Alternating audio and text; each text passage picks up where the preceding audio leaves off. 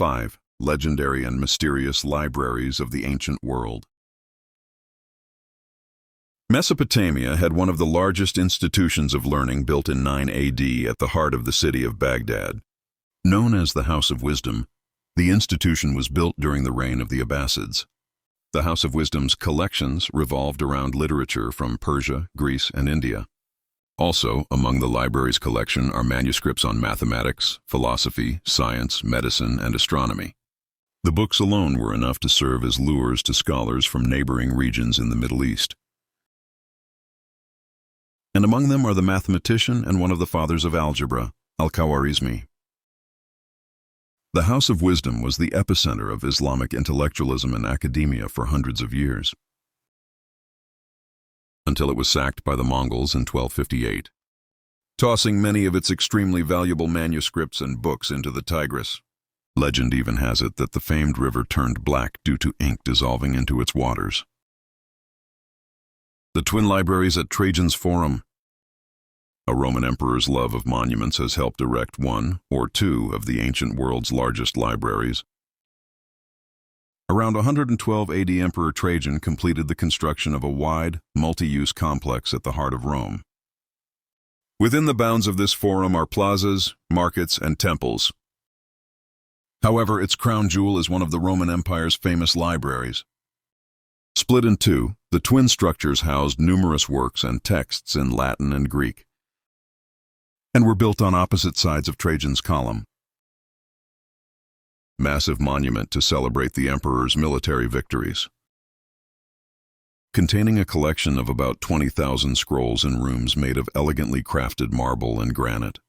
Historians are still debating when the twin libraries ceased to exist, with only texts referencing them until the 5th century AD. Experts can only assume that it stood for at least 3 centuries. Villa of the Papyri. The Villa of the Papyri has withstood catastrophes, including the eruption of Mount Vesuvius in 79 AD. Located in Herculaneum, Italy, the ruins of the villa were buried deep in the ashes of Vesuvius, that miraculously kept at least 1,785 of its scrolls preserved when the library was unearthed in 1752. Technically, the villa was a house and not a library by any definition. Supposedly owned by Lucius Calpurnius Piso Sisonius, Julius Caesar's father-in-law. The massive home, aside from its impressive private library of texts on philosophy, boasted a collection of bronze sculptures and the most stylish and impressive architecture of that century. The Library of Pergamum, constructed by the Attalid dynasty in the 3rd century BC in what is now the country of Turkey.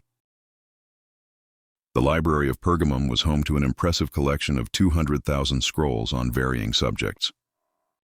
Located within a temple complex devoted to the Greek goddess Athena, the library was considered to have become the competition of the Library of Alexandria. Apparently, both libraries sought to amass large collections of texts as well as establish rival schools of thought. Nalanda University. The Nalanda University in Bahir, India, is considered to be the oldest university in the entire world. The university provided education to thousands of students all across Asia.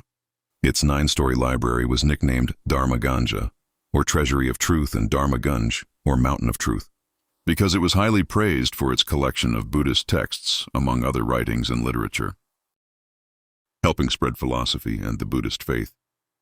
Nalanda has nurtured thousands of followers until it was destroyed by Turk invaders in 1193. Legend tells that it took the Turks months before they could completely reduce its foundations to rubble.